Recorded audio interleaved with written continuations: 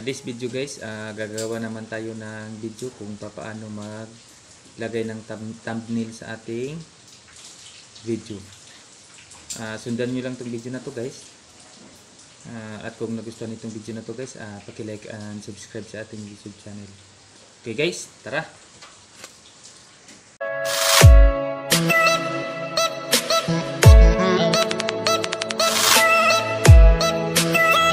Okay guys, i-open natin yung CapCut natin guys. Ayan, open natin CapCut. Then i-open natin yung new project. Ayan guys, sundan nyo lang tong video na to guys. Ayan, sundan nyo lang yung arrow na nilagay ko guys. Yan, then doon kayo sa photos guys. Dapat nakapag-download na kayo sa Google ng background ninyo para pang thumbnail. Ayan guys, photos. Ito po yung na-download ko guys sa Google. Yan, ito yung gagamitin nating background. Yan guys. Then pag na okay na guys, yan, i-click niyo yung add. Ayan.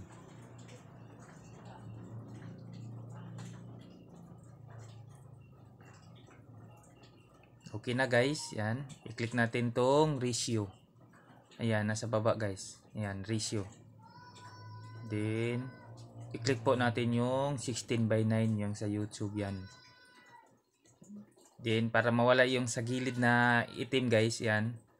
Kailangan palakihin natin yung yung video yan. I-drag lang ninyo pataas yan. Yan. Wala na guys. Yan. Then mag-add text tayo guys. Yan. I-click natin tong text an. Then i-click na naman natin yung add text. Ayan guys, sundan nyo lang to guys. Yung video na to guys. Yan. Then mag-type kayo guys.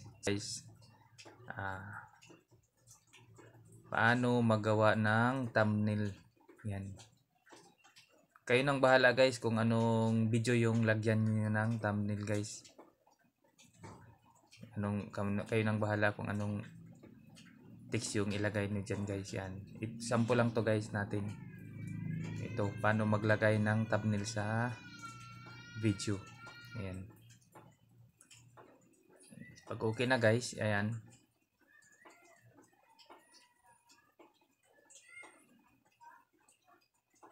Pag okay na yan sa inyo guys, yan, i-click natin itong effects guys. Ayan. Marami dyan guys, oh. Kayo nang bahala kung anong kulay yung gusto ninyo doon sa text ninyo guys. Ayan, maghanap kayo guys. Explore niyo.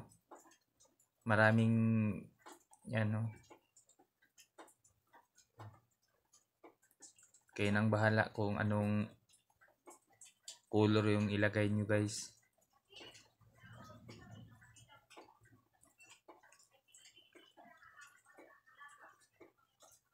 Itong kulay yung gagamitin natin guys. Yan, pwede tayo doon sa style guys. Yan, style, meron dito guys. So yan, sundan nyo lang guys. Ayan.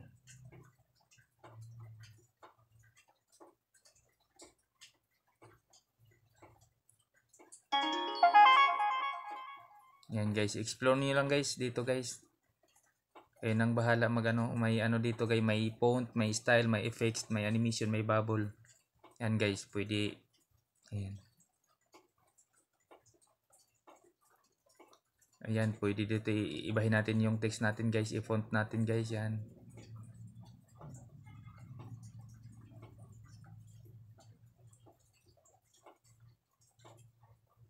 Yan, sa effects, yan. Ito pula yung gagamitin natin guys, yan. Then pag okay na guys, i-click lang natin tong check yan. Then kung mag-add text tayo ulit guys, yan. Yan, i-drag niyo lang yung yun, then mag-text kayo. Yan. Step by step. Ito lang yung sample lang to guys. Kayo nang bahala kung anong gusto ninyong ilagay diyan. Then effects, then ibahin natin ang color yung ang step by step yan. Ilagay natin kung saan ipisto natin guys. Then pag okay na guys, yan, i-click na lang natin. Then kung maglagay tayo ng picture natin guys, yan, i-back natin guys, yan, i-back. Hanapin natin yung overlay. Kung maglagay tayo ng picture, yan guys, overlay, then overlay yung yan, click lang overlay guys, then doon kayo sa photos guys. Maghanap kayo ng picture ninyo guys. Ito guys, ito yung napili ko guys, ito. Ayan. Then pag napili na guys, ipaki-click yung add yan.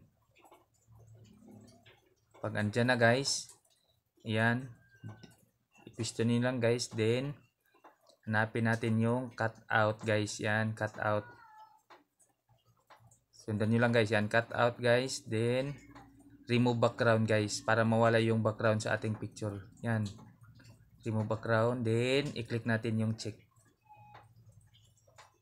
Ayan, nawala na guys. O, tingnan natin guys. Nawala na yung background guys. Picture na lang yung natira. Then, pwede ninyong palakihin. Tap nyo lang yung picture ninyo. Yan. Pwede ninyong palakihin. Kaya nang bahala guys kung anong gusto ninyong kuhan. Yan.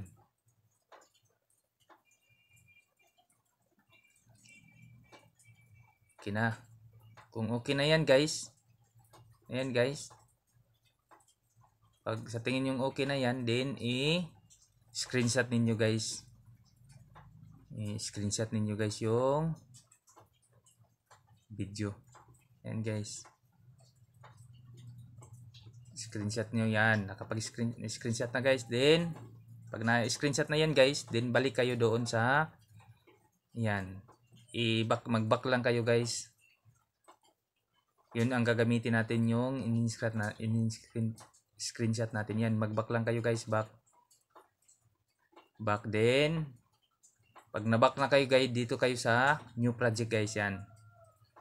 Then hanapin natin yung in-screenshot natin yan. In-screenshot natin guys. Then add natin guys yan. Then i-click natin tong edit guys. Edit. Pag na-click na yung edit guys, then i-click ulit natin tong edit yan. Then, i-click natin tong crop. Then, hanapin natin yung 16:9 guys yan. I-click natin. Then, itapat natin tong video guys yan. Yung picture natin guys. Tapat natin. Dapat iparehas lang natin kalaki yung ano natin. Yung yan. Itapat lang natin yan guys. Tapat natin kung okay na guys yan, dapat parehas lang, pantay lang, ipantayin nyo sa ano yan. Pag okay na guys yan, pag-click okay yan guys, yan, nasa baba yan, check yan. Then pag na okay na guys, then export ninyo guys yan, nasa taas guys yung arrow yan, tingnan nyo guys, export ninyo guys. Pag na-export na yan guys, yan, pwede niyo nang ilagay doon sa inyo